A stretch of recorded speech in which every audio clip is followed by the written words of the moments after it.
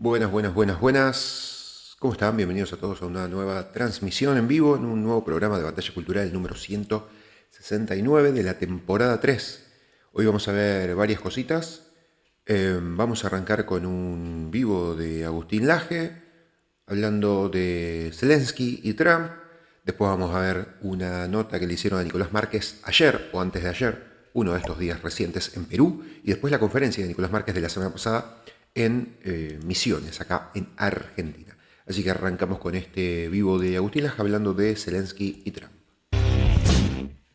Queridos amigos, bienvenidos a esta nueva transmisión en vivo de mi canal de YouTube. Hoy tendremos dos transmisiones, prácticamente una detrás de la otra. Ahora hablaremos durante una hora de lo que está pasando en la guerra Ucrania-Rusia y sobre todo subrayando el reciente episodio histórico que pasará seguramente a los libros de texto de historia, que los estudiarán las próximas generaciones. Me estoy refiriendo a la reunión televisada frente a la prensa entre Zelensky y Donald Trump, que dejó momentos realmente asombrosos, diría, de una disputa que en principio nadie esperaba que se desarrollara de esa manera, pero quedó patente al frente de todos quién es el que manda, quién es el que tiene poder y quién es el que debería bajar la cabeza, pedir por favor y saber decir gracias, y no lo hizo.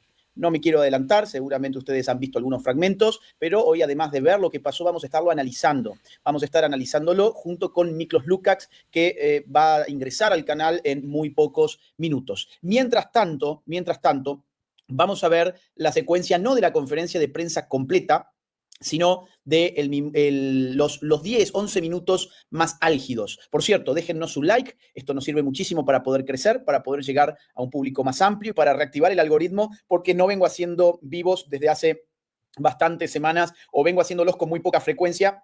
Y esto hunde el algoritmo del canal de YouTube. De hecho, acabo de llegar a España después de una gira en El Salvador y otra gira en México, Mexicali, que estuve antes de ayer dando una conferencia muy exitosa, tanto la de Mexicali como la de El Salvador, pero ahora acabo de llegar a casa y aprender la computadora y empezar a transmitir para analizar esto que ha sido un momento realmente histórico. Por favor, saca, Santi, el cartel este que está puesto ahí para que podamos darle play al video, que todos vean lo que fue un momento realmente de pura tensión política entre Donald Trump, J.D. Vance y Zelensky. A ver, ¿dónde lo tengo? Un segundo porque se me desapareció llamativamente. A ver, estoy con otra computadora porque la otra se me está actualizando. Nada, ya lo voy a volver a poner acá. Ya mismo lo pongo de nuevo. La otra me está actualizando. Justo cuando quería empezar a transmitir, se reinició y empezó a actualizar, así que tuve que agarrar de urgencia una laptop para poder arrancar este vivo. Acá está. Bueno, bien. Vamos a escuchar. And now I'm talking with my friends in Poland, and they are worried that you align yourself too much with Putin. What's your message for them? Well, if I didn't align myself with both of them, you'd never have a deal. You want me to say really terrible things about Putin and then say, hi, Vladimir, how are we doing on the deal? That doesn't work that way. I'm not aligned with Putin. I'm not aligned with anybody. I'm aligned with the United States of America and for the good of the world. I'm aligned with the world, and I want to get this thing over with. You see the hatred he's got for Putin. It's very tough for me to make a deal with that kind of hate. He's got tremendous hatred, and I understand that, but I can tell you the other side isn't exactly in love with, him either. So it's not a question of alignment. I'm aligned with the world. I want to get the thing set. I'm aligned with Europe. I want to see if we can get this thing done. You want me to be tough? I could be tougher than any human being you've ever seen. I'd be so tough, but you're never going to get a deal that way. So that's the way it goes. All right, one more question. Bien, ahora va a tomar la palabra J.D. Vance, el vicepresidente de Trump, y la cosa se va a poner mucho más complicada porque va a intervenir a su vez Zelensky para repreguntarle, no siendo él periodista. Esto, recuerden ustedes, era una reunión pública frente a los medios de prensa, una conferencia de prensa que pretendía ser el principio del fin de la guerra. Aquí se estaba negociando un acuerdo entre Ucrania y Estados Unidos por determinada explotación de ciertos materiales minerales y ciertas tierras raras, que básicamente son 17 componentes químicos que son muy importantes desde el punto de vista geopolítico, estratégico y militar para cualquier nación desarrollada. Y esto, insisto, prometía ser el inicio del fin de la guerra, tal como lo prometió en campaña Donald Trump. Este es un elemento que no podemos desconsiderar. Trump prometió en su campaña que al iniciar su mandato iba a disponer todos sus recursos y sus fuerzas en materia de política internacional para conseguir el fin de la guerra en Ucrania. Y para esto, evidentemente, lo que le responde al periodista es que él no puede tomar un partido, él no puede realmente ponerse contra Putin si lo que quiere es que Putin baje las armas, si lo que quiere es poner fin a esa guerra. Es decir, su diplomacia es muy distinta de la administración anterior. Es muy distinta de una administración que una guerra comenzada en febrero del año 2022 continúa hasta el día de hoy después de habérsele inyectado miles de millones de dólares. Trump ha hablado de entre 350.000 millones de dólares y 500.000 millones de dólares, solo entregados por los Estados Unidos. Después también estarían los recursos, por supuesto, entregados por la Unión Europea a Ucrania. Bien, con independencia de estos montos y la exactitud de estos montos, de lo cual después vamos a estar hablando, lo cierto es que la guerra parece no tener fin y la promesa de Donald Trump en campaña fue que si ganaba las elecciones iba a esforzarse por conseguir un acuerdo entre Rusia y Ucrania que pusiera fin a la guerra y no arrimar al mundo a una posible tercera guerra mundial. Bien, en ese contexto se da entonces esta reunión en la Casa Blanca en la que Zelensky llega como invitado, como un presidente extranjero invitado para cerrar el primer acuerdo para poner fin a la postre a la guerra que somete a Ucrania desde hace 3 años. Con esto quiero aclarar algo. Yo no soy prorruso. Aclaro porque este tipo de disparates se me han acusado, por ejemplo, en X. Me han acusado de ser prorruso. Yo soy prorrealista. A ver, acá hay que ser realista. Lo que hizo Zelensky fue una completa estupidez y es lo que vamos a ver a continuación. Arruinó una oportunidad, jugó a un juego sin tener cartas en la mano, pensó que él era un factor de poder decisorio cuando en realidad no lo era. Lo que tendría que haber hecho Zelensky era ir a dar gracias y a pedir por favor y a ver cómo se soluciona un problema que de otra forma, sin Estados Unidos, difícilmente tenga solución. Y Zelensky hizo todo lo contrario en la imagen que sigue, que vamos a ver cómo continúa esto cuando responde a su vez el vicepresidente J.D. Vance. So look, for 4 years in the United States of America, we had a president who stood up at press conferences and talked tough about Vladimir Putin, and then Putin invaded Ukraine and destroyed a significant chunk of the country. The path to peace and the path to prosperity is maybe engaging in diplomacy. We tried the pathway of Joe Biden of thumping our chest and pretending that the president of the United States' words mattered more than the president of the United States' actions. What makes America a good country is America engaging in diplomacy. That's what President Trump is doing. Can I ask you? Sure. Ahí está la anomalía, ahí está la anomalía. Puedo preguntarte, en realidad esto era un careo con la prensa. Y este señor, el presidente ucraniano, toma el rol de periodista para confrontar con un J.D. Vance que estaba respondiéndole a un periodista. He occupied our parts, big parts of Ukraine, part of East and Crimea. So he occupied it on 2014. So during a lot of years, so I'm not speaking about just Biden, but those time was Obama, then President Trump, then President Biden, now President Trump, and God bless, now President Trump will stop him. But during 2014, nobody stopped him. He just occupied and took. He killed people. You know what the contact 2015. 2014 2014. is 2014. Yeah. So I was not here. Yeah, but That's exactly right. Yes, but during 2014 till 2022, the situation the same. That people have been dying on the contact line. Nobody stopped him. You know that we had conversations with him, a lot of conversations, my bilateral conversation, and we signed with him. Me, like a new president in 2019, I signed with him the deal. I signed with him, Macron and Merkel. We signed ceasefire. All of them told me that he will never go. We signed him with gas contract. Yes, but after that, he broke the ceasefire. He killed our people, and he didn't exchange prisoners. We signed the exchange of prisoners, but he didn't do it. What kind of diplomacy, JD, you are speaking about? What do you mean? I'm talking about the kind of diplomacy that's going to end the destruction of your country. Yes, but if you Mr. President, with respect, I think it's disrespectful for you to come to the Oval Office and try to litigate this in front of the American media. Right now, you guys are going around and forcing conscripts to the front lines because you have manpower problems. You should be thanking the president for trying to bring an end to this conflict. Have you ever been to Ukraine that you say what problems we have? I have been to. Come once. I've actually watched and seen the stories, and I know what happens is you bring them on a propaganda tour, Mr. President.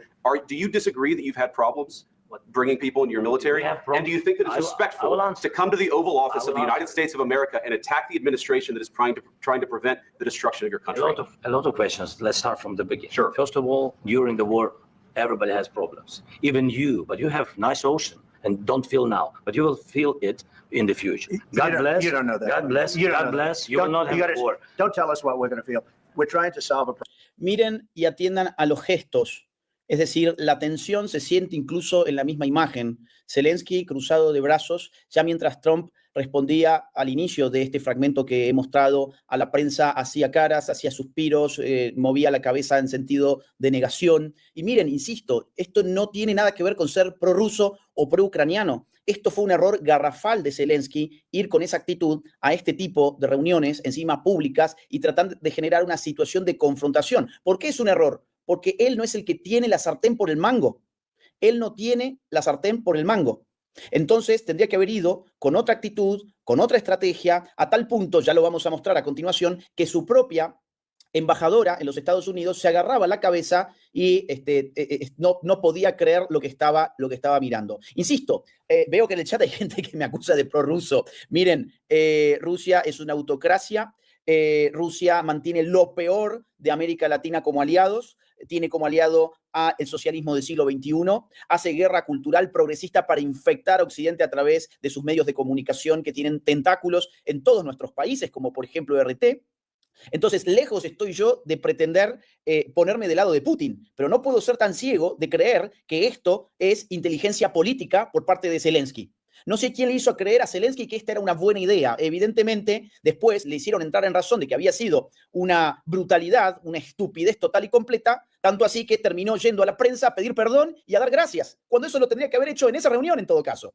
Y no lo hizo. Horas más tarde, desde la televisión, dijo que en realidad quería seguir siendo un gran aliado de los Estados Unidos, firmar el acuerdo con Donald Trump y que le agradecía mucho al pueblo norteamericano y al gobierno de los Estados Unidos por haber apoyado a Ucrania. Algo que se podría haber ahorrado si lo hacía en esta misma reunión, pero no, fue a cruzarse de brazos, fue a tratar de enfrentar a J.D. Vance y así fue como siguió esto. En 5 minutos le doy ingreso a Miklos Lukács, que está del otro lado ya esperándonos. Problem. Don't tell us what we're going to feel. I'm not telling you. Because I'm you're in no answering all position to these questions. dictate that. That's exactly Remember what this. you're doing. You're in no position to dictate what we're going to feel.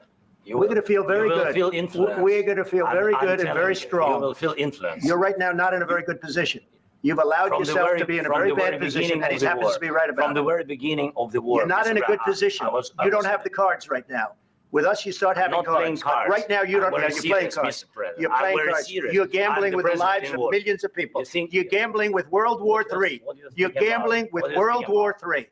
And Yeah. what you're doing is very disrespectful to the country, this country. That's with all back to you, respect to your far country. more than a lot of people said very they respect. should have. Have you said thank you once this A lot entire of meeting? times. No, in this Even entire meeting, have today. you said thank Even you? today. You went to Pennsylvania and campaigned for the opposition in October. Offer some words of appreciation for the United States of America and the president who's trying to save your country. Please, you think that if you will speak very loudly about the war, you He's can... not speaking loudly. He's not Yeah. speaking loudly. Your country's Can I- in big can I- trouble. can I Wait a minute. answer? No, Can you've I done a lot answer? of talking. Your country is in big trouble. Está quien I know. manda. You're not I winning. know. You're not winning this. I- You have a damn good chance of we are coming out staying- okay because of Mr. us. President, we are staying in our country, staying strong from the very beginning of the war. We've been alone, and we are thankful. I said thanks You haven't in been this allowed. cabinet, You and haven't not been only allowed. in this We cabinet. gave you, through I this said thank stupid you. president, $350 billion. You We voted gave for you your military president. equipment. You And you voted men for are your brave, president. but they had to use our military. What about If West? you didn't have You our invited military me- equipment, You invited if me you to didn't speak. have our military equipment, this war would have been over in 2 weeks. In 3 okay? days, I heard it from Putin. In 3 days, this is something Maybe you- less. In 2 weeks, of course, It's yes. going to be a very hard thing to do business like this. I'll Again, tell you you. just say Wow. thank you. I said a lot of except times that there, thank you except to that, American people. except that there are disagreements, and let's go litigate those disagreements rather than trying to fight it out in the American media when you're wrong. We know that you're wrong. But you see, I think it's good for the American people to see what's going I on over understand, there. sir. I think it's I very understand. important. That's why I kept this going so long. You have to be thankful. You don't have the I'm cards. thankful. You're buried there. Your people are dying. tell you You're again, running I low know. on soldiers. Don't- Listen, don't, please, you're running Mr. low on President. soldiers. It would be a damn good thing. Mr. And then President. you tell us, I don't want a ceasefire. I don't want a ceasefire. I want to go and I want this. Look, if you could get a ceasefire right now, I tell you, you take it so the bullets stop flying and your men stop getting killed. Of course, we want to stop the war. But you're saying you don't want a ceasefire. But I said to you, I want a with ceasefire guarantees. because you'll get a ceasefire faster than an agreement. Ask our people about ceasefire, what they think. That wasn't doesn't with matter me. for you what- That what wasn't this with me. means. It That was with wasn't with a you. guy named Biden, who was not a smart person. This That is was your- with, this that was is with your Obama. president. It was your president. Excuse me. That was with Obama, who gave you sheets, and I gave you javelins. Yes. I gave you the javelins to take out all those tanks. Obama gave you sheets. In fact, the statement is Obama gave sheets and Trump gave javelins. You got to be more thankful, because let me tell you, you don't have the cards. With us, you have the cards, but without us, you don't have any cards. One more question to Mr. Vice President. I'm sorry, It'll here. be a tough deal to make, Um, because the attitudes have to change. what if Russia breaks ceasefire? What if Russia breaks peace talks? What do you do then? I understand that it's a heated conversation right now. What are you but saying? what She's if asking, what if Putin Russia breaks the ceasefire? What if anything? What if a bomb drops on your head right now? But they have Okay? weapons in What if they Syria. broke it? I don't know. They broke it with Biden because Biden, they didn't respect him. They didn't respect Obama. They respect me. But all- Let me tell you, Putin went through a hell of a lot with me. He went through a phony witch hunt where they used him and Russia. You ever hear of that deal? That was a phony Hunter Biden, Joe Biden scam. Hillary Clinton, Shifty Adam Schiff. It was a Democrat scam. And he had to go through that. And he did go through it. We didn't end up in a war. And he went through it. He was accused of all that stuff. He had nothing to do with it. It came out of Hunter Biden's bathroom. It came out of...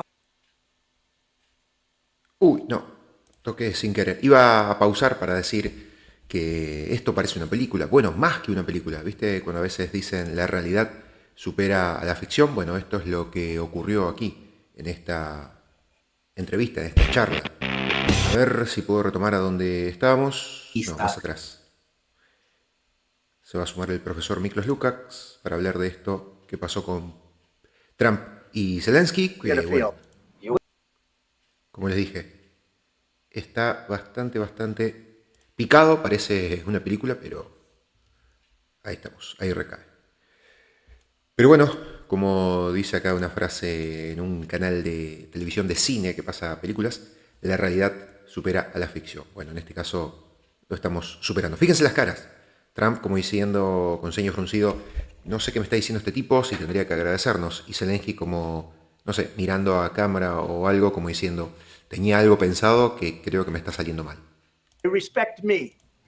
Let me tell you, Putin went through a hell of a lot with me. He went through a phony witch hunt where they used him and Russia. You ever hear of that deal? That was a phony Hunter Biden, Joe Biden scam. Hillary Clinton, Shifty Adam Schiff. It was a Democrat scam. And he had to go through that. And he did go through it. We didn't end up in a war. And he went through it. He was accused of all that stuff. He had nothing to do with it. It came out of Hunter Biden's bathroom. It came out of Hunter Biden's bedroom. It was disgusting. And then they said, oh, the laptop from hell was made by Russia, the 51 agents. The whole thing was a scam. And he had to put up with that. He was being accused of all that stuff. All I can say is this. He might have broken deals with Obama and Bush, and he might have broken them with Biden. He did, maybe he didn't. I don't know what happened, but he didn't break them with me. He wants to make a deal. I don't know if you can make a deal.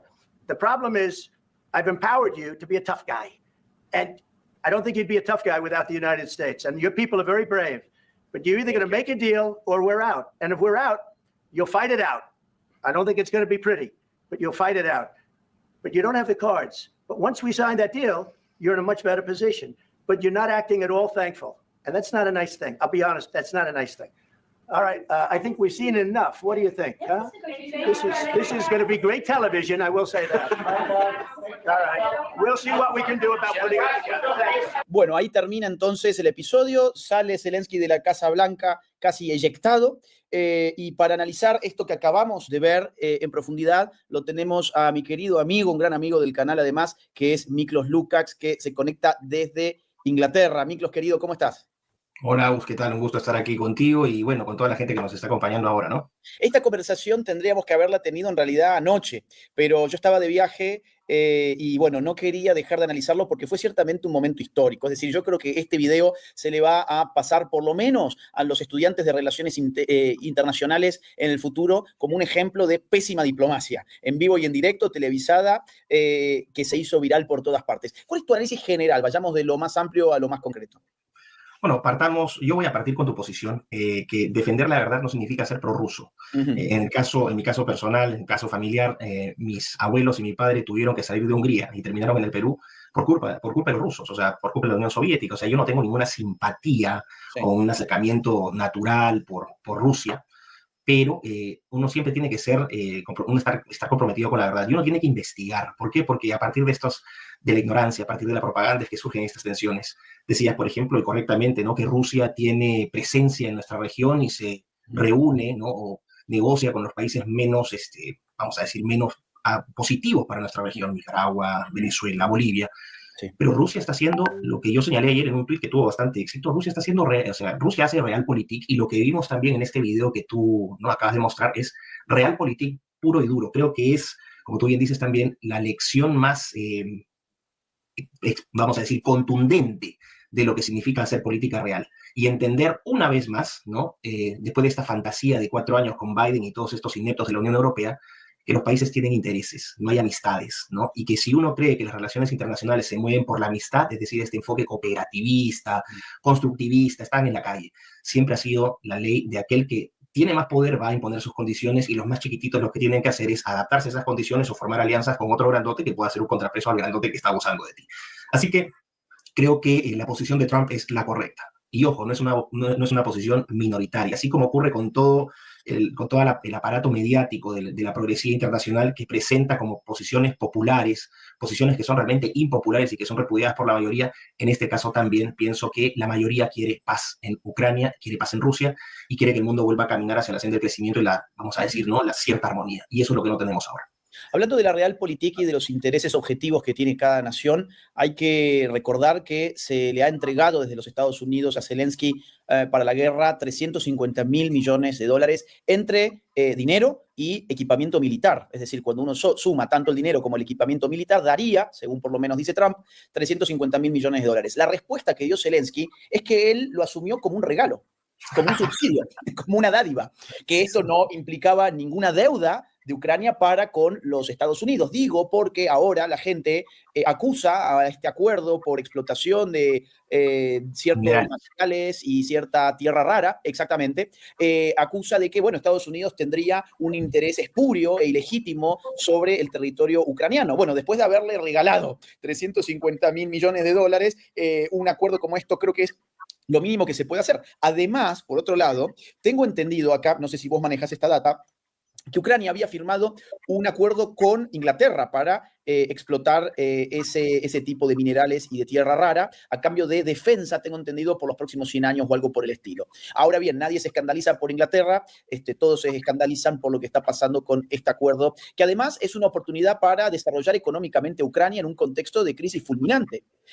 La realpolitik es entonces el paradigma que debiera guiar nuestros análisis y no caer en la bobada de si uno es prorruso o pro-ucraniano. Yo personalmente no soy pro-Putin, no quiero que gane Putin la guerra, creo que en nuestra región, que es lo que a mí más me importa, nuestra región, sería nefasto un Putin con más poder, pero no puedo dejar de ver los errores que comete uno tras otro Zelensky y además también la corruptela que hay atrás de todo esto, porque Zelensky dijo que Estados Unidos no le había mandado ese monto y que seguramente algo de ese dinero habría quedado perdido por ahí. Se habla de miles de millones de dólares que han sido parte de un sistema de corrupción que engrosó las arcas del gobierno anterior y de sus líderes políticos. ¿Qué información sobre esta manejas, Miklos? Bueno, es cierto, ¿no? O sea, han sido 350.000 millones. De hecho, eso es en mitad entre Estados Unidos y la Unión Europea. O sea, el total ha sido 350.000 millones. Y como bien señalas, ha sido entre ayuda militar, equipamiento militar, ayuda humanitaria, alimentación, transporte de civiles, ¿no? Porque eso es algo que no se cuenta. ¿Cuántos han sido? Creo que más de 2-3 millones de civiles han... no, Miklos no es apellido ruso, es apellido húngaro.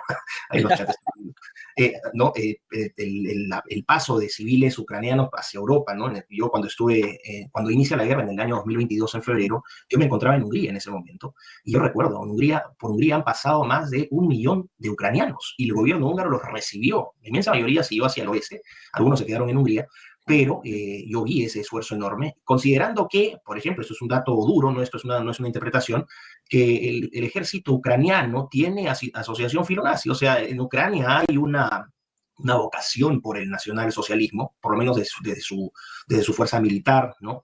Y hubo una persecución étnica de húngaros muy dura, y a pesar de eso los húngaros los recibieron. O sea, es una cosa que hay que tomar en cuenta también. Ahora, 350.000 millones de dólares. Asumir que te los van a regalar es absurdo. Ahora, antes de eso, habría que decir que, y esto es una información que es pública, ya BlackRock, el gran fondo financiero, estaba viendo qué inversiones iba a hacer en Ucrania con los progresistas en el poder, ¿no? Estamos hablando de Biden, Macron, Scholz en Alemania, etcétera, Sánchez en España, o sea, lo mismo de siempre. Era BlackRock. Ahora lo que ha hecho Trump es simplemente transparentar la intención, decir, bueno, esto no va a ir en manos de privados, probablemente va a ir a manos del país. O sea, por lo menos el destino, aparentemente, no sería fondos privados, sino sería ya fondos públicos. Pero pensar que Ucrania no iba a dar nada a cambio es absurdo. Ahora, la otra pregunta es, ¿qué se ha hecho con esos 350.000 millones de dólares? Cuando tú hablas de cifras tan grandes, estás hablando de una cifra que es casi el doble, ojo, casi el doble del PBI ucraniano. Wow. escasez del PIB ucraniano. Y para poner más las cosas en contexto, Agustín, para que la gente entienda un poquito, estuve repasando algunas cifras. Si tú te fijas en las economías más grandes del mundo, Estados Unidos tiene más o menos 27.000 millones de dólares, ¿ok? De PBI. China vendría a ser segundo con 18.000 millones. En el caso de Rusia, es la 11ª economía con más o menos 1.900 millones. Perú, estamos hablando de 220.000 millones, y Perú tiene una economía más grande que Ucrania. ¡Wow! O sea, es para que la gente entienda, ¿no? La dimensión, las asimetrías de poder político y económico que hay entre Ucrania y que hay entre Rusia. Ahora, entre Rusia y los Estados Unidos también hay una enorme asimetría económica, pero Rusia tiene 5.000 ojivas nucleares. Entonces ya te vuelve un país, ¿no? Donde es difícil, o sea, es como el puercoespín de la sabana africana. Es muy chiquitito, pero nadie se quiere meter con el puercoespín, ni siquiera los leones, porque van a terminar todos pichados. Así que esa es la realidad que hay ahora. Como tú bien señalabas, Zelensky fue con una actitud muy arrogante. Él pensó que estaba lidiando con Biden. Claro. Y Biden, pues, ha sido una caricatura de presidente, sin duda el peor presidente en la historia de los Estados Unidos. No hay nadie que se le acerque. Un hombre que está, ¿no?, abiertamente sufriendo senilitud. Entonces tú tienes este tipo de líderes, ¿no?, al frente de una guerra tan criminal, tan dura, porque no se comenta, ¿no?, que han sido 1.5 millones de muertos entre rusos y ucranianos, más la mayoría de ellos militares y civiles ucranianos. Y nadie cuenta tampoco las conscripciones forzadas que se están haciendo, porque es cierto lo que dijo ayer Vance. Ucrania se ha quedado sin soldados y están haciendo leva de manera ya ilegal casi, ¿no? Están literalmente recogiendo a los hombres que quedan en Ucrania para mandarlos al frente, y son adolescentes y ancianos incluidos. Entonces, cuando escucho a todos estos tarados, ¿no?, hablar en redes, ¿no?, porque cualquier tarado habla en redes, no, que la guerra, que la soberanía, que la dignidad, vayan ustedes a combatir al frente, si es tan fácil, ¿no? ¿Qué ha significado esta guerra para Ucrania? Es una desgracia, es un país que ya hipotecó su futuro. Cualquiera sea el escenario posterior, haya o no negociaciones, el futuro de Ucrania se va a ver bien complicado. Si no hay negociación, Rusia le va a pasar por encima. Todo esto también pone por enésima vez sobre la mesa el hecho de que los medios hegemónicos de comunicación son una completa estafa, porque se dedicaron desde el 2022, desde febrero de 2022 a la fecha, a tratar de convencer al público occidental de que Ucrania tenía posibilidades ciertas de ganar esa guerra. No solamente eso. Por eso es que la gente cree que la salida es continuar con la guerra, porque el chip que se le ha instalado a la gente en Occidente es que efectivamente Ucrania podía vencer a Rusia. A la Rusia que no pudo vencer Napoleón, a la Rusia que no pudo vencer el mismísimo Hitler, la va a venir a vencer Zelensky. Mira, dame un segundo, porque hoy haciendo escala en un aeropuerto, me puse a buscar ¿en qué consiste el poder militar de Rusia comparado con Ucrania? Encontré muchos datos muy interesantes. Voy a mencionar solo algunos de ellos para que el público se dé una idea de la estafa de los medios de comunicación del sistema que le han hecho creer que realmente había posibilidades ciertas de que Ucrania saliera victorioso. Miren, Rusia cuenta aproximadamente con 850.000 soldados en servicio activo, lo que la posiciona como la segunda potencia militar a nivel mundial, solo por detrás de Estados Unidos. Ucrania, al contrario, cuenta con 200.000 militares activos. Es la 22ª posición del ranking, ¿de acuerdo? 850.000 versus 200.000. O sea, si lo quieren ver de otra forma, Rusia tiene 4 veces más cantidad de personal activo que Ucrania. Respecto de los reservistas, ambos cuentan con 250.000 reservistas, pero Rusia posee fuerzas paramilitares muy superiores, 5 veces superiores a las ucranianas. Sobre el equipamiento militar, mira esto, carros de combate, Rusia tiene 12.420 tanques, es el país del mundo con mayor de estos vehículos. Ucrania tiene 2.596 tanques. La Fuerza Aérea, Rusia, 1.511 aeronaves de combate y 544 helicópteros de ataque. Ucrania tiene 98 aviones de combate y 34 helicópteros de ataque. Fuerza Naval, Rusia posee una flota compuesta por un portaaviones, 70 submarinos, 15 destructores, 11 fragatas y 86 corbetas. Ucrania tiene una fuerza naval con una fragata y una corbeta. Por último, ¿cuánta plata le ponen a la defensa? ¿Qué presupuesto de defensa tiene cada país? Rusia invierte 61.700 millones de dólares anuales en defensa. Ucrania, 11.000 millones de dólares anuales. O sea, visto desde los más distintos ángulos, hay muchos más datos, pero esto a nivel de síntesis creo que vale para ilustrar, estamos hablando de una desproporción mayúscula.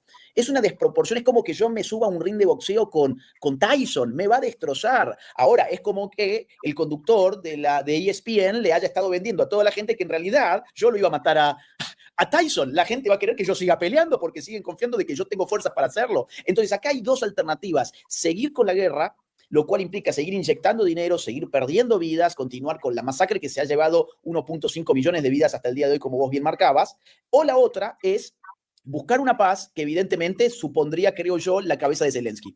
Y este es el punto. Parte de los acuerdos con Putin seguramente son la cabeza de este señor. Y por otro lado, otra alternativa sería el ingreso formal de la Unión Europea en calidad de fuerza combatiente. Es decir, que los países de la Unión Europea desplieguen su fuerza militar y ahí, en todo caso, Rusia sí tendría un problema. Pero estaríamos en ese caso frente a una tercera guerra mundial. Por eso lo que le dice Trump es: vos estás jugando con una tercera guerra mundial. Así que vos, Miklos, ¿pensabas en algún momento que realmente había opciones para Ucrania en todo esto? No, nunca las hubo, y eso es lo más terrible de todo. Y es bueno, mientras estabas hablando y te escuchaba atentamente, la gente decía, pero estás dando datos desactualizados. A ver, pero son antes, claro, son antes de la guerra. Perfecto, pero no pierden validez, sirven para dar contexto, y esto es lo que la gente tiene que entender, tienen que informarse bien, traten de encontrar todas las fuentes posibles para marcarse una idea general, y a partir de eso empiecen a hacer análisis. Lo que yo veo... Pero solo una mínima aclaración. A propósito, busqué datos de antes del inicio de la guerra, porque ahora, evidentemente, los efectos de la guerra modifican todo el tablero, pero hay que ver cuando esto empieza en qué situación de guerra había cada uno. Pero bueno, dale, perdón, adelante. No, pero insisto, o sea, está bien lo que has hecho, sirve para poner en contexto, ¿no? ¿Cuál es la diferencia de poder militar, de poder económico, ¿no? Entre ambos países. Es una pelea que Ucrania jamás iba a ganar. Y aún recuerdo cómo los medios, ¿no? Los medios vendidos, nos daban esta papilla de propaganda constante que a la gente parece que le encanta, ¿no? Diciendo que Ucrania iba ganando la guerra, que los rusos ya estaban en crisis. No sé si recuerdes que hubo una serie de sanciones económicas muy fuertes contra Rusia en el sistema financiero. En Europa les han congelado activos por $250.000 millones, que ya Chorensky ya quería decir, bueno, ya que Estados Unidos no me da los 350.000, entonces pásenme los activos de Rusia. Es una cosa, pero increíble. Entonces, hubo una serie de medidas financieras, de medidas restrictivas contra Rusia, y se pensó y se dijo, no, ya con esto Rusia está acabado. ¿Qué hizo Rusia? Simplemente redireccionó las enormes reservas de gas que tiene, que antes también pasaban por Ucrania y después se distribuían por Europa, las ha redireccionado a China, que necesita mucha energía, y a la India. ¿Y qué ha pasado con la economía rusa? Está creciendo. ¿Qué está pasando con Europa? Tú estás en España, yo ahorita me encuentro en el Reino Unido. Es lamentable la situación en la cual se encuentran estos países. ¿Por qué? Y parte principalmente, no solamente por el tema de la inmigración ilegal, o sea, tienes a líderes que son incapaces de resolver los problemas más esenciales en su casa y están liderando, ¿no? Y están promoviendo una guerra contra una potencia nuclear que sí o sí va a ganar esa guerra. Entonces, tienes una situación realmente complicada. O sea, lo que te decía, Ucrania, cualquiera sea el resultado, va a perder. Si no hay acuerdo de paz, que yo creo que a Zelensky le convendría entender que ya el tiempo con Biden, con los amigotes de la Unión Europea ya pasó, ahora tiene que lidiar con un alfa como es Trump. Esa situación ya cambió y tiene que aceptar los términos de negociación. Como le dijo Trump en la conversación, tú no tienes cartas, no tienes absolutamente nada con qué negociar. Y tú, si te sientas a una mesa de negociaciones, tú por lo menos tienes algo que ofrecer. Lo que tenía Ucrania para ofrecer son sus minerales, entre ellos litio, ¿no? Que es muy importante ahora para las futuras tecnologías, sobre todo los automóviles autónomos, ¿no? Titanio, vas a tener grafito, por ejemplo, ¿no? Para el famoso grafeno, que también es una tecnología importante, o sea, es un mineral importante. Ucrania tiene las tierras más ricas, más fértiles para la agricultura de toda Europa. También tiene eso, pero bueno, ¿qué dijeron los estadounidenses? Realpolitik. Mira, nosotros no te hemos regalado este dinero, nosotros necesitamos que este dinero sea devuelto. ¿Cómo lo puedes devolver? Bueno, tengamos concesiones mineras en tu país. Así que eso es completamente entendible. O sea, yo escucho, ¿no? Yo le digo a la gente que está escuchando esto y que dice que somos unos prorrusos, unos putinistas, financiados por Rusia. O sea, ya la cantidad de estupideces que uno escucha es impresionante. Que se pongan a pensar, préstenle pues $10.000 a su vecino, ¿no? Y después le digan, no, quédate con la plata. Y que el vecino venga y te diga, no, ¿sabes qué? No, $10.000 es insuficiente, pásame 10.000 más. O sea, es una locura lo que está pasando. Y eso, Agustín, lo que ha puesto a Zelensky en una posición muy, muy difícil. ¿Qué otro elemento es muy importante? Creo que esta discusión de ayer marca un punto de quiebre también en la historia de Europa como líder, ¿no? de negociaciones o participación internacional. No solamente en el plano económico, donde los últimos 30 años ha pasado de tener un 20% del PIB mundial a un 15% y va camino al 10%, o sea, la completa irrelevancia, sino que políticamente no tiene ningún peso. La gente dice, pero ¿por qué no invitaron a Zelensky a las reuniones que hubo en Riyadh, en Arabia Saudita, entre Marco Rubio y Lavrov, que es el ministro de Relaciones Exteriores ruso, ¿no? Hubo una delegación. A Zelensky se le invitó, ojo, a Zelensky se le invitó y no fue. No fue. Y a los europeos no los invitaron. ¿Por qué? Porque has visto la estructura de la Unión Europea, tendrías que ir consultando a uno de los 27 miembros, oye, ¿quieres ir? Sí, yo sí quiero ir, yo no quiero ir. No hay tiempo. No hay tiempo. Y además, Europa, el liderazgo europeo no ha mostrado ningún interés tampoco por detener la guerra, sino todo lo contrario. Entonces, esto significa, Agustín, un punto de quiebre importantísimo en la historia. Desde la caída, o sea, desde el fin de la Segunda Guerra Mundial, desde el surgimiento del sistema de Naciones Unidas con Bretton Woods, Fondo Monetario Internacional, Banco Mundial, la fundación o nacimiento de la OTAN en 1949, desde ese momento hasta la fecha, marca el fin de una Europa que tiene peso en el escenario internacional. Eso es gravísimo. Para los europeos es una desgracia, ¿no? Y para el mundo también, porque Europa también está sufriendo ahora, y también lo sabes muy bien, un proceso de transformación cultural, étnica, lingüística, que se va a sentir en los próximos 15, 20 años con mucha fuerza. Bueno, de hecho tengo entendido que Meloni también ha reconsiderado su posición frente a las ayudas a Zelensky y ha llamado a una reunión de urgencia europea para ver qué se va a hacer con esta situación. O sea, podría empezar a agrietarse también dentro de la Unión Europea, lo que ha sido hasta ahora una estrategia totalmente fallida, pero que era en todo caso beneficiosa para un establishment político que le resultaba muy rentable mantener esa guerra. Hay que subrayar siempre que atrás de toda guerra suele haber mucha corrupción, y en este caso parece que la ha habido en cantidades astronómicas. Insisto, en Estados Unidos se está sospechando que parte de los recursos entregados por la administración Biden habrían retornado hacia los líderes del Partido Demócrata, dado que el propio Zelensky ha dicho que ese dinero que dicen que le dieron en realidad no llegó por completo a sus manos, sino que se quedó en mitad del camino algo de ello. Y para la gente que está en el chat, que hay mucha gente que dice, pero ¿cómo se van a enojar con lo que hizo Zelensky? Si fue espectacular, fue una muy buena decisión, porque lo estaban basureando, lo estaban ninguneando, y era todo lo que él podía hacer. Bueno, les quiero contar que quien no piensa como ustedes, no es ni Miklos ni quien les está hablando, sino la embajadora ucraniana. Miren la embajadora ucraniana mientras escuchaba a Zelensky. La mujer, pobrecita, se daba cuenta de lo que estaba pasando. Le voy a poner mudo. Miren, las caras que hacía no era de bien, vamos, espectacular, ese es mi amigo Zelensky, ese es mi jefe. No, es que está haciendo este sujeto. ¿Por qué tomó esta actitud? Entonces, otra vez, para la gente que por ahí simplifica el problema político y cree que es meramente un problema ideológico, acá hay realpolitik. No se trata de ser prorruso o pro-ucraniano. En este caso está frente a la embajadora ucraniana que se agarra la cabeza, se tapa los ojos porque no puede creer el desastre que acaba de generar Zelensky. Ahora, ¿que fue provocado Zelensky? Y probablemente se lo ninguneó. Desde el momento en que llega Zelensky, Trump le dice frente a la prensa, qué bien que has venido vestido. Un poco también el muchacho se lo busca, ¿no? Porque cuando uno va a una reunión de alto calibre, o incluso ni siquiera de alto calibre, es decir, cuando uno va, por ejemplo, a una fiesta de una boda, bueno, no vas a ir vestido como vas como Zelensky. Cuando vas a una primera comunión, no vas como va vestido Zelensky. Y si encima vas a la Casa Blanca a reunirte con el presidente de Estados Unidos, pues mucho menos vas como va vestido Zelensky. Entonces, es cierto que se le burlaban, pero es cierto también que el tipo de alguna forma se lo busca. Se ha convertido en una suerte de personaje. El personaje se comió al presidente de Ucrania y eso evidentemente va a tener consecuencias. Entonces, ¿que lo provocaron? Sí, seguramente, pero él no tenía que pisar el palito y lo pisó. Ahora, otra cosa, Miklos, es la idea de que Trump sería un títere de Putin. ¿Vos cómo ves esta acusación? ¿Te parece que que Donald Trump puede ser un títere de Putin? Mira, son comentarios, y lo voy a decir con mucha claridad, son comentarios de gente que no sabe lo que está hablando. Son comentarios de esquina, de parque, de alguien que escuchó por ahí que hay una guerra entre Rusia y Ucrania, gente que le cae mal Trump personalmente, también hay. O sea, y eso está bien, o sea, si tú tienes una antipatía por Trump, perfecto. Yo no tengo ni antipatía ni simpatía. Para mí Trump lo que está haciendo es liderar a Estados Unidos y ver por los intereses de los Estados Unidos, así como lo hace Putin en Rusia, como lo hace Orbán en Hungría, y como lo deberían hacer otros líderes en el mundo, y como no lo ha hecho Zelensky con los ucranianos. Ojo con eso. Y ahora, sería importante, Agustín, porque veo también, me dijeron que porque no nos diga tarados. Ok, no les voy a decir tarados. Tarados son los que ante la evidencia, ante las pruebas, ante la estructura de un argumento, son incapaces de cambiar. Esos son tarados. Entonces, si son tarados, bueno, si quieren seguir siendo tarados, adelante. Hay cosas que son fácticas, más allá de las interpretaciones, ¿ok? Cosas que son hechos, que no están sujetos a una opinión, sino que son verificables. Si me permites, Agustín, porque esto es importante y la gente tiene que tener un contexto ya mucho más amplio incluso, si me permites, me puedo ir un poquito hasta la Guerra Fría. Sí. ¿No? Si me permites eso. Adelante, claro.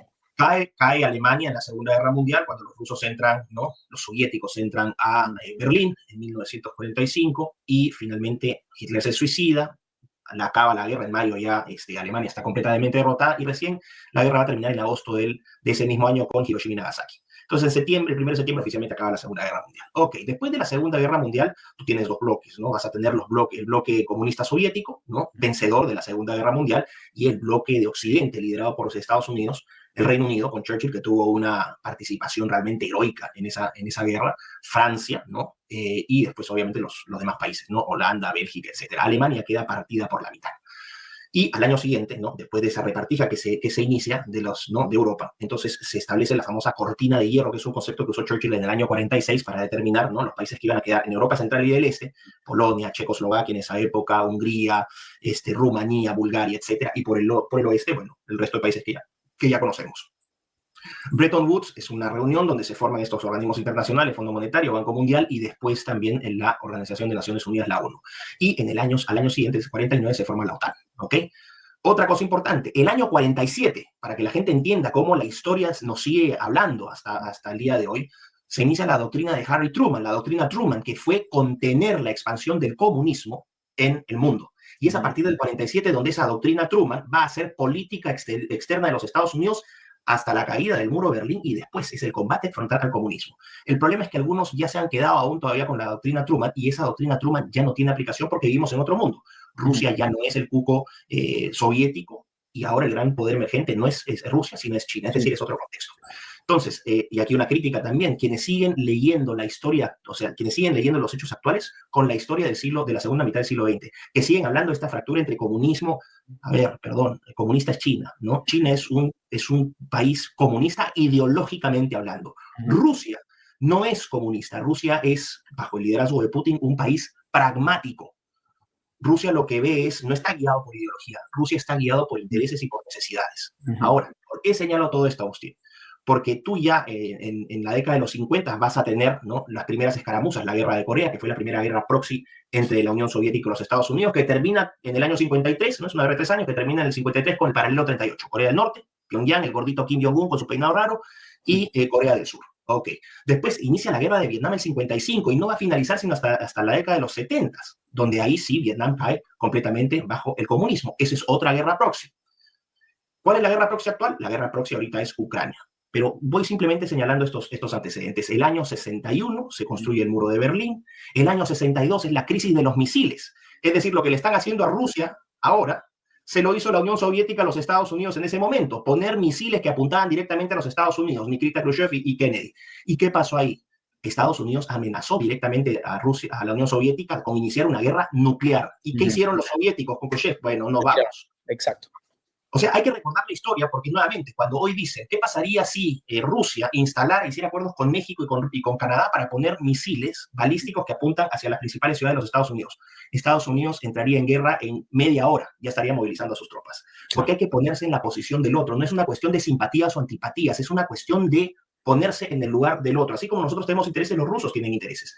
Y nos va mal cuando empezamos a distorsionar la verdad e imponer una narrativa que no está impulsada por buenos intereses, sino que hay intereses económicos asquerosos de un grupúsculo muy pequeñito de gente, que está entre esta gente los liderazgos europeos, empresarios, fondos financieros, gente como Zelensky, ¿no? Que ponen como carne de cañón a gente inocente para saciar sus objetivos.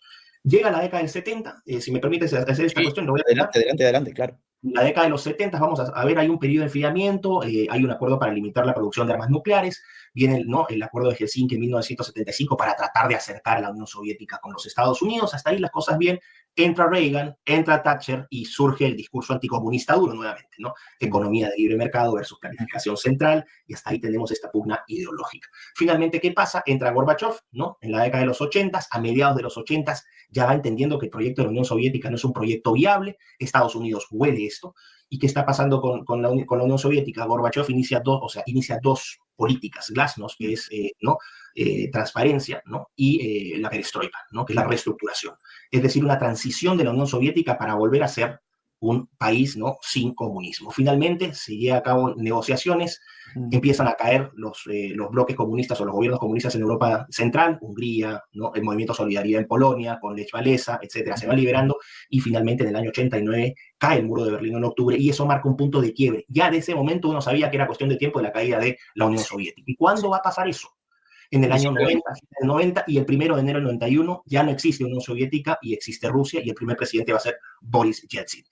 ¿Cuál había sido siempre la pugna? Así como Occidente fundó la OTAN en el 49, la Unión Soviética fundó el Pacto de Varsovia en la década de los 50. El Pacto de Varsovia era el contrapeso de la OTAN. Cuando cae la Unión Soviética, cae el Pacto de Varsovia y los países, ¿no? que habían sido parte del bloque del Este, cuando se liberan del comunismo, inmediatamente se acercan a Occidente. ¿Qué fue lo que pasó en ese momento? los gobernantes de Estados Unidos, partiendo con Reagan, después con Bush, le dijeron a los rusos, no se preocupen, no va a haber expansión de la OTAN, entendemos que fue parte de las concesiones que hizo Gorbachev para finalmente desmantelar el comunismo desde adentro, y se les prometió que no iba a haber expansión. Y es obvio, a ver, por favor, entendamos esto. ¿Quién quiere que le apunten misiles en la frontera de su país? Por favor, o sea, es un riesgo existencial para Rusia. Entonces se le dijo que no iba a haber expansión, y que ¿quién inicia formalmente la expansión? El inefable Bill Clinton en el año 94. ¿Y cuál es lo que vamos a tener? Se invita a los primeros 3 miembros de la OTAN, ¿no? Hungría, Polonia y la República Checa, porque ya se había partido, y estos países pasan a ser miembros en el año 99. En el año 2004 se incorporan a la OTAN, ¿quiénes? Los países bálticos, Lituania, Estonia, que tiene frontera con Rusia, ¿no? Y Latvia, creo que es. Latvia es en inglés, no sé cómo se dice en español, pero Latvia, ¿ok? También se sumaron Rumanía, Bulgaria, etc.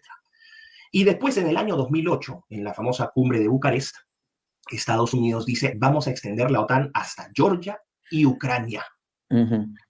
¿Y qué es lo que sucede en ese momento si la gente hace su investigación? En el año 2008, lo primero que hace Rusia para mostrar músculo y decir, no nos van a poner misiles en la frontera y no nos van a traer la OTAN hasta la puerta de nuestra casa, se inicia la guerra entre Rusia y Georgia, que Rusia obviamente aplastó a Georgia en pocas semanas, y se crearon dos repúblicas, ¿no? Osetia y Abjasia, dos repúblicas independientes.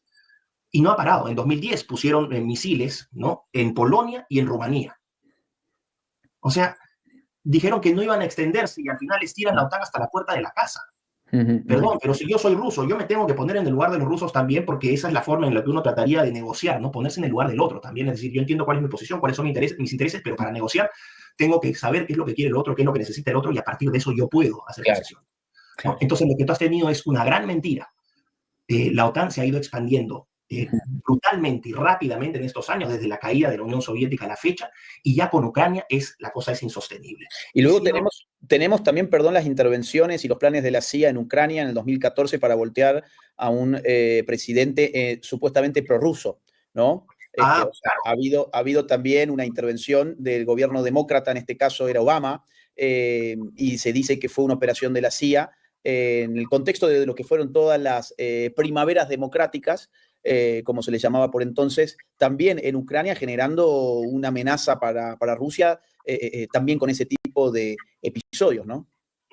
Claro, pero es que ahora, eso es el bloque de Occidente en general contra Rusia. Ahora, lo que pasó en Ucrania también ha sido particular y revelador, ¿no? Occidente, ya sabemos a estas alturas, en ese sentido la Internet nos ha dado, las redes sociales nos han dado fuente de información para que nos censuren, pero también nos han dado oportunidad para ver, ¿no? el detrás de bambalinas, lo que antes era imposible de ver, cómo las redes de poder se van moviendo, cómo van, literalmente hay procesos de ingeniería política, ingeniería social detrás, no es que simplemente los eventos sean espontáneos, hay siempre intereses, ¿no? Y es como una pirámide de poder. Bueno, en el caso de Ucrania lo mismo, Ucrania fue parte de la Unión Soviética, porque hay que señalar esto, no fue sino hasta la revolución bolchevique de 1917, Agustín, que Rusia era un imperio. Y a partir de la llegada de Lenin al poder con la revolución bolchevique, Rusia se convierte por primera vez en una república, ¿no? Federada, Unión de Repúblicas Socialistas Soviéticas. En palabras de Álvaro García Linera, el vicepresidente de Evo, ¿no? Que acuña esta idea del plurinacionalismo. Bueno, Rusia era un estado plurinacional, pero estaba, vamos a decir, vinculado por idioma, por cultura, por extensión geográfica, es decir, ¿no? Había cierta uniformidad y cierta armonía. Cuando entra Stalin, que es quien finalmente va a poner en práctica esta federalización, es donde empiezan a surgir estas repúblicas o estos estados, ¿no? O protoestados. Ucrania, estamos hablando de Uzbekistán, Turkmenistán, Tayikistán, Kazajstán, Georgia, etcétera, ¿no? Y es hasta este periodo de la Unión Soviética, de la Rusia comunista, que tú mantenías este sistema federado. Ahora Rusia es un solo país, pero es un solo país. Cuando tú haces el zoom con el microscopio, te vas a dar cuenta que cada territorio tiene sus particularidades, porque es un continente Rusia. ¿No? ¿Por qué esto es importante? Porque cuando tú tienes tal fragmentación, ¿no? Cultural, étnica, en un territorio tan gigantesco, ¿tú cómo gobiernas un territorio así? Claro. Para que no se te desintegre. Si uno lee la historia rusa, eso sería ya incluso irnos un poquito más atrás, no voy a profundizar, pero tú te das cuenta que Rusia ha sido un país marcado por la violencia. Rusia es un país marcado por la violencia. Durante siglos se han masacrado, ¿no? Desde Iván el Terrible, que mandaba a masacrar gente con la policía el aparachí, para matar a los que eran contrarios al régimen, simplemente por murmurar algo en contra, ya te mataban.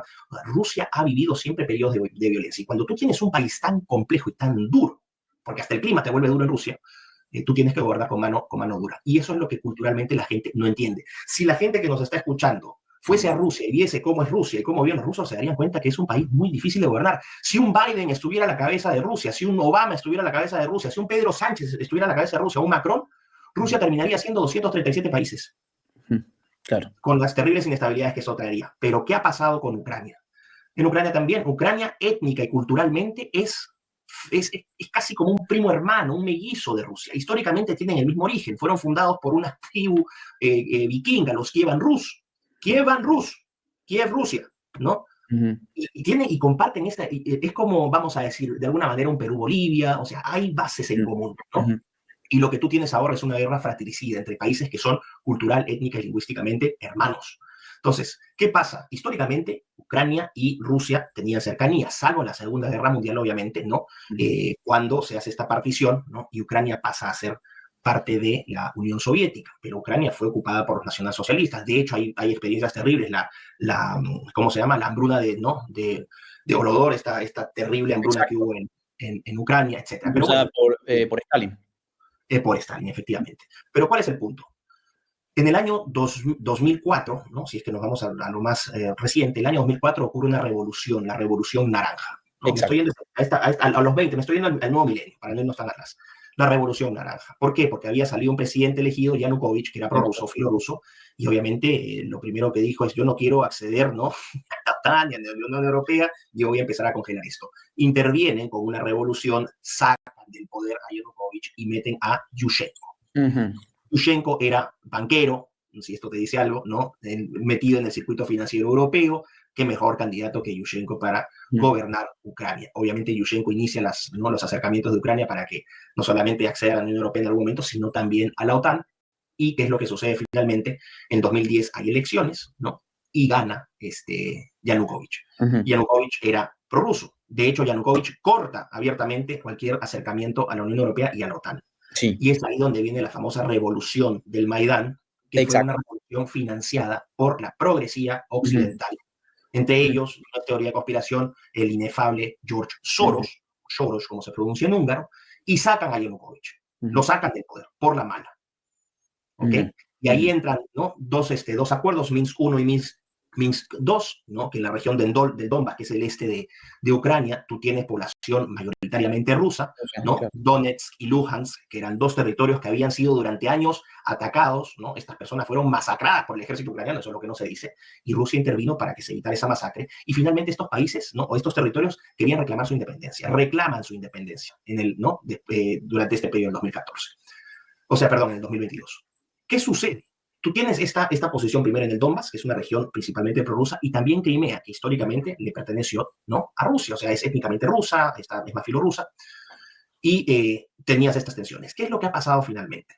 Sacan a Yanukovych y ahí es donde se inicia este proceso de aceleración, de occidentalización de Ucrania, que termina con este payaso de Zelensky, ¿no? Porque uno tiene que ver cuáles son los antecedentes de sus gobernantes, de dónde viene Zelensky, qué ha hecho Zelensky. Zelensky era un comediante.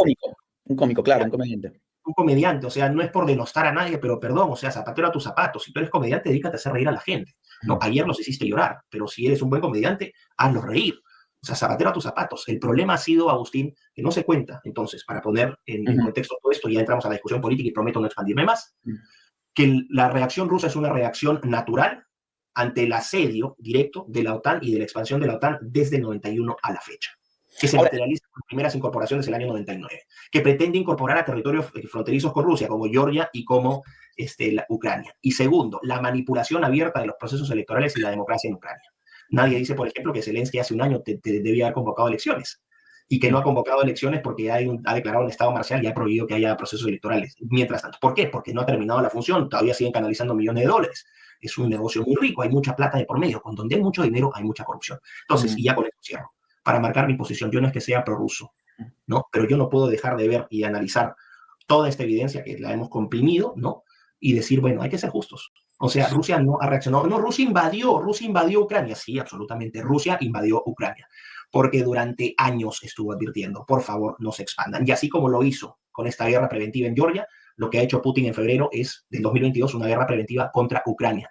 Y ya con esto ahora sí prometo que cierro, porque es importante, a la semana de haber iniciado la guerra. Putin le propuso a Zelensky negociar para que Ucrania asuma una posición neutral, lo que se llama la finlandización, ¿no? En la Segunda Guerra Mundial, Finlandia pierde la guerra, pierde territorios, pero Rusia le dice, vas a mantener integridad territorial, pero me mantienes neutralidad política y militar absoluta. Eso es lo que le propuso Putin a Zelensky. Después de una semana de guerra.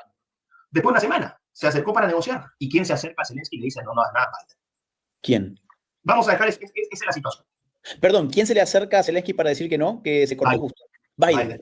Fuah. ¿Quién más? Mira, nos has dado una clase magistral de historia contemporánea. La última pregunta, porque ya tendría que estar cerrando este vivo y no quiero quitarte tampoco más tiempo. La última. Hay, sin embargo, una idea de que si Putin logra avanzar sobre Ucrania, habría barrido con un obstáculo fundamental que le permitiría expandirse más sobre el resto de Europa. ¿Vos crees que esto es así? ¿Esto está dentro de las pretensiones y del plan de Rusia? A ver, Agustín.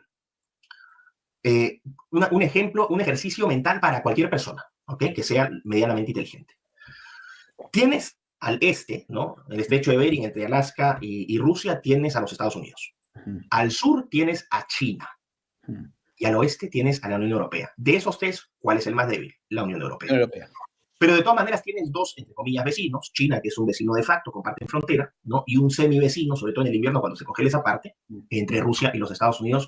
Estos dos países ¿no? con un poderío militar enorme y con poderío nuclear.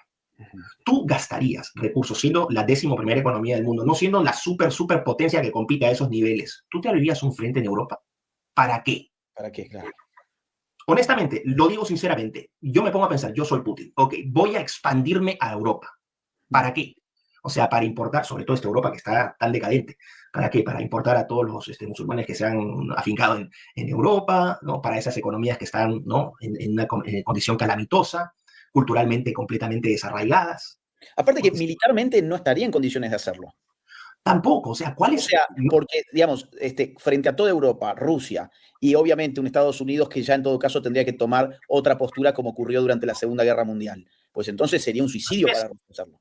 Es absurdo pensar que esa es la mejor excusa para mantener, tú tienes que crear un gran enemigo. Y para la narrativa occidental progresista, el gran enemigo tiene que ser Rusia. El problema, Agustín, es que Rusia no está en condiciones y tampoco ha tenido interés en expandirse hacia Occidente, ¿no? Si lo hubiese querido hacer, lo hubiese hecho desde la época de Stalin. No lo hicieron, ¿ok? Y la Unión Soviética, cuando cae, deja a Rusia en un estado absolutamente calamitoso. Rusia lo que ha hecho ahora es simplemente, en materia económica, ¿no? Casi la mitad de la economía es estatal, la otra mitad es mayormente controlada por grandes oligarcas, o sea, por ultrabillonarios en el gas, en el petróleo. Es una estructura económica muy diferente a la que la gente piensa. A veces cuando dicen, cuando ven este conflicto en términos de derechas e izquierdas tradicionales, está en la calle. O sea, esto no tiene nada que ver con derechas e izquierdas. No. Ese molde de Guerra Fría ya terminó, ya acabó. Empiecen a entenderlo. Ahora surgen, por ejemplo, tecnologías, inteligencia artificial, que ponen a China en un lugar mucho más preponderante que Rusia. Rusia no tiene ni el interés, porque no hay nada que conquistar en Europa, ni la capacidad militar y sobre todo el músculo financiero para financiar una expansión hacia Occidente. Quien piense eso es un ridículo. Lo digo sinceramente. Bueno, y no a mí no me sorprende que tanta gente esté diciendo eso porque es lo que los medios de comunicación han venido instalando desde los últimos 3 años, por lo menos, de que aquí el gran interés de Europa con Ucrania es que si cae Ucrania caería el resto de Europa, ¿no? Así es. Un análisis que en realidad no se sostiene, pero bueno, la gente lo repite porque es lo que escucha en la televisión. Exactamente. Y otra cosa, Agustín, que creo que también es importante para marcar posición y creo que tú también te vas a identificar con esta posición. Nadie es pro-Putin por defender la verdad. Yo no quiero que Rusia gane o que Ucrania pierda. No, yo lo que quiero es que haya paz en una región que puede llevarnos a una tercera guerra mundial. Esto no es una simple frase al aire. Estamos hablando de peligros reales, no lo que están opinando algunos opinólogos ahí ridículos, ¿no? A esos que siguen, que a pesar de escuchar no entienden y siguen, ya saben que váyanse al carajo. No hay arreglo con ustedes y jódanse. No voy a perder tiempo. Pero por ahí, alguno que otro que ha escuchado esto va a decir, mira, ¿sabes qué? Voy a investigar y voy a ver si lo que dice Miklos es cierto, lo que ha dicho Agustín es cierto. Y voy y investigo, me salgo de las fuentes tradicionales de desinformación, las mismas que nos dijeron que en la pandemia una vacuna iba a bastar, que las primeras que nos dijeron que no, que la ideología de género es fantástica. Esa es la fuente de información que ustedes están consultando. Y me aseguro y estoy seguro que la mayoría de gente que está acá comparte nuestra posición en ese sentido, porque si no, no estarían acá. Totalmente. Entonces, quiero paz. Mantengo, creo que un líder ejemplar en todo este periodo y que no se le ha dado la cobertura que merece porque proviene de un país chiquitito que es Hungría, es Víctor Orbán. Víctor Orbán, Agustín, es para mí y la gente que lo investigue, desde el primer momento, Orbán lo que hizo es, yo no me alío ni con Ucrania, ni con Rusia, ni siquiera con la Unión Europea. Mi interés siempre, mi deber es defender el interés de los húngaros. Y si nosotros tenemos guerra con Rusia, nos vamos a quedar sin gas. ¿Cómo vamos a hacer sin gas? ¿Cómo vamos a calentarnos en el invierno? ¿Cuánta gente va a morir? Mi deber es defender los intereses de los húngaros. Y sobre esa idea y sobre esa base del Realpolitik, lo que hizo Orbán, sin ser cobarde, porque ofreció ayuda, ¿no?, a los ucranianos directa, que los ucranianos, en muchos casos, Zelensky, un malagradecido, no le ha reconocido Hungría, ¿no? Es que hoy gente como Orbán se ve reivindicada. Si quieren seguir teniendo millones de muertos en una guerra que Ucrania jamás va a ganar, adelante, sigan con su estupidez y sigan celebrando la guerra, Zelensky héroe, y muestren toda la virtud que quieren, que probablemente les falta en redes sociales. Pueden aparecer como virtuosos. La realidad, señores, es que hay gente que está muriendo en esa guerra terrible, que hay jóvenes que se los están llevando de manera absolutamente ilegal por la fuerza y los están llevando al frente, a ancianos, no sé si han visto videos de la guerra, cómo son terribles, a los civiles, ¿no?, cómo los están matando, de uno y otro lado. Yo no quiero eso. Es una guerra que no tiene ningún sentido. Un compatriota tuyo llamado Jaime Bailey, que vive en Miami, que vive cerca de la playa, playa, arena, sol, ¿no? La debe pasar muy bien, porque Miami es un lugar para pasarlo muy bien. Hoy hizo un video donde dijo cuál iba a ser el costo de terminar la guerra en Ucrania. En lugar de decir cuál es el costo de continuar con la guerra en Ucrania, él se desquiciaba frente a la idea de que había que terminar con esta guerra. Claro, desde Miami es muy fácil mandar al resto a que pelee. Es muy fácil hacerlo desde los medios de comunicación de Occidente y apoyar a gente que va a morir. 1.500.000 personas aproximadamente muertos en una guerra que ya lleva 3 años, que Ucrania no puede por sí sola ganar, y digo por sí sola porque la alternativa es una tercera guerra mundial, no hay otra alternativa, si es que realmente quieren vencer a Putin, y ojalá que eso no ocurra. El costo sería inmenso. Aquí lo que hay que tender es a la paz. Paz que se podría haber generado, mira, este dato yo no lo conocía, estoy asombrado con el dato que diste, que a la semana Putin le ofreció neutralidad a Ucrania a cambio de poner fin con la guerra. Y Estados Unidos dijo no. El Estados Unidos, eso es impresionante.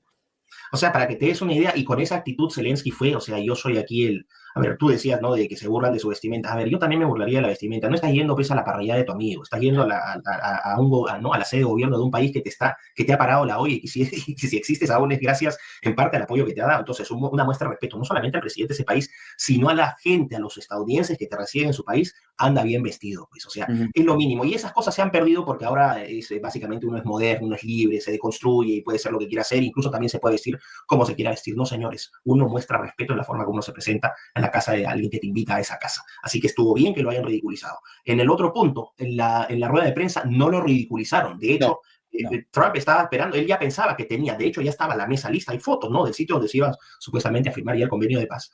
Y al final, cuando Trump se empieza a dar cuenta que Zelensky no la va a jugar, de que aquí no hay paz y que yo soy súper especial, ahí fue donde surge el pleito. Ahí fue donde se genera, que fueron los últimos 7-8 minutos de una conferencia de prensa de casi una hora. Sí, así que, así es. Entonces, Agustín, lo que está pasando es terrible. Es quien pueda alegrarse con una guerra así y quien utilice una guerra así para movilizar posiciones políticas y seguir en este limbo derecha-izquierda, en un conflicto que ya no se mueve bajo esos parámetros, es que es o un completo irresponsable o un completo imbécil. Así de fácil. Un completo corrupto que se está beneficiando, porque hay un grupito de gente que sí se está beneficiando con el tráfico de armas, la trata de personas, las prostitutas que traen de Ucrania. A ver, de eso tampoco se ha hablado, la tragedia de esas redes de trata de personas que hay ahora de niños. Eso no se habla, ¿no? Entonces, pongamos fin a la guerra. Como dije, Ucrania va a perdió la guerra. Entonces no pueden esperar los ucranianos a decir, no vamos limpios de esta. No, va a haber pérdidas.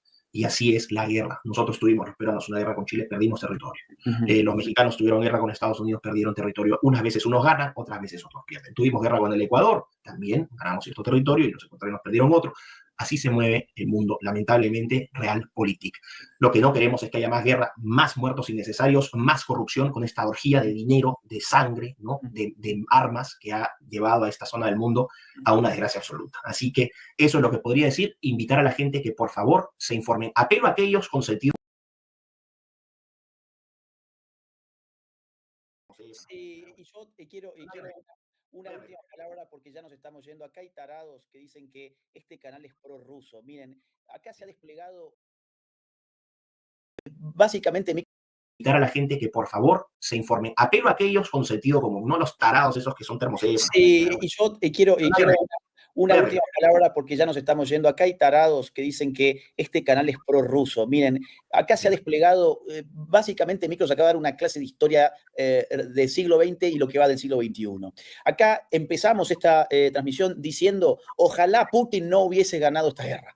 Ojalá Rusia no hubiese avanzado sobre Ucrania. En mi interés está sobre todo América y en concreto América Latina, dentro de la cual la influencia de Putin es nefasta. Es nefasta. Soporta al chavismo, al moralismo, a todo lo que configura aquí el socialismo del siglo XXI y los gobiernos corruptos y fraudulentos que tenemos en nuestra región. Entonces, yo, más en las antípodas de Putin, para los temas que a mí puntualmente me interesan, que son los que me tocan más de cerca, no podría estar. Estoy completamente en contra de Putin. Aparte, empecé diciendo, es un autócrata, es decir, no es un gobernante democrático, persigue opositores, sus elecciones son muy dudosas, tiene un sistema de presos políticos muy aceitado, no hay libertad de prensa, todo esto lo hemos dicho siempre, pero aquí hay estúpidos que creen que el análisis de una guerra se puede hacer con anteojeras ideológicas. Cuando se están matando a millones de personas y estás al borde de una tercera guerra mundial, no podés ponerte a ver esto como si fuese Boca River. No podés ponerte a ver esto de una forma que responda a tu sentimentalismo absurdo. Por eso, aquí lo que se ha hablado es realpolitik. No significa ser prorruso, todo lo contrario. Es decir, podemos hablar horas y horas en contra de Putin y de todo lo malo que representa Putin para los valores de las democracias occidentales, por ejemplo, y para los valores de la libertad individual. Ahora, frente a eso, decir que Ucrania no tiene posibilidad de ganar, si eso te vuelve prorruso, es que sos un completo estúpido. O sea, el análisis de quien piense de que porque alguien dice que Ucrania no tiene posibilidades de ganar y que Zelensky fue un estúpido en esta reunión con Trump, hizo todo lo que no debía hacer, si decir esto nos vuelve prorrusos, la persona que hace ese análisis, bueno, no sé, que vuelva al jardín de infantes o que se dedique a ver otro tipo de canal, ¿no? Porque la verdad acá no tiene mucho que hacer. Miklos, no te quiero robar más tiempo, te quiero agradecer muchísimo, 1h20 al final hemos estado, gracias por tu tiempo, por esta verdadera masterclass, y a toda la gente les invito a que lo sigan a Miklos Lukács, que está últimamente muy activo de nuevo en las redes sociales, en Instagram está subiendo reels, carrusels, información todos los días y además en su canal de YouTube ahí tienen el nombre tal como se escribe porque a veces entre la K y la C a veces lo pones en un lado o en otro. Miren bien cómo se escribe el nombre Miklos Lukács y que los puedan seguir en sus redes sociales. Gracias Miklos, además por la hora que tenés allá en Inglaterra. Te mando un gran abrazo y muchísimas gracias. Gracias, hermano. Y saludos a toda la gente sensata y con sentido común del chat. Gracias. Adiós. Bien, entonces, nada, yo tengo que cerrar este vivo. Les quiero agradecer especialmente a los que han dejado sus superchats. No puedo leerlos ahora todos porque tenemos que empezar ya una nueva transmisión. José Soto dice, Bailey anoche dijo que Trump es pro Putin. Bien que plata pone, plata. Dice, hoy Tucker Carlson escribió La verdad de Ucrania. No lo he leído, interesante. Ya lo voy a buscar. Peter Van Orange, un gran abrazo, muchas gracias. A ver, ¿qué más tenemos? Acá Hernán Esquivel, un abrazo, muchas gracias por eso. ¿Qué más tenemos? A ver. Stalin masacró más de 3 millones de ucranianos hasta el canibalismo para someterlos en el 32 al 35. Ucrania no cederá jamás. Llevan ese sacrificio a sangre y fuego. Es cierto, Ucrania es un pueblo muy sufrido. Por eso es absurdo que estén acusando por los análisis de realpolitik que hacemos acá de que somos prorrusos. No tiene ningún sentido las acusaciones que ha hecho gente en el chat el día de hoy. La verdad que lo lamento muchísimo. Teresa, gracias por tu donación. También un gran abrazo. Y ya mismo vamos a comenzar con otro directo que te va a redirigir solo el canal de YouTube. Vamos a estar escuchando a Milei hoy abriendo las sesiones en el Congreso. Dice que le espera un boicot. No se vayan. Leo algún mensaje más. Está rodeado de malagradecidos, empezando por la Unión Europea, ponen por aquí. A ver, hola estimados, hace rato que intelectuales como César Vidal o Muñoz y Turrieta vienen denunciando el nivel de corrupción de Zelensky. La farsa que es Zelensky, vean el tuit de Tucker Carlson de hoy. Milei tiene que distanciarse de este tipo lo antes posible. Bueno, un gran abrazo, Matías, gran abrazo para vos. Aquí a Beni, un abrazo, muchas gracias. Chicos, miren, yo cierro esta transmisión y el sistema solo los va a redirigir a la próxima transmisión en vivo que va a estar empezando en un minuto nada más. Santi, por favor, poné en el chat varias veces el link de la transmisión en vivo. Poné el link para que también la gente manualmente pueda ingresar a través del link, haceme ese favor. Entonces, vamos a estar escuchando a Milei en la apertura de sesiones del Congreso 2025. Bueno, nosotros ese video, esas Milei aperturas, es alguien ya que merecía las un libro. vimos hace unos días atrás. Y bueno, ya estamos entonces para terminar con este video, este gran video, como les dije antes, parecía una película, esa discusión de Zelensky con Trump. La verdad, no le salieron muy bien las cosas a Zelensky. Yo creo que tenía pensado algo que terminó saliéndole bastante mal. Y bueno, Trump, quien es el que verdaderamente tiene el poder en esa reunión, le puso los puntos, como solemos decir por aquí.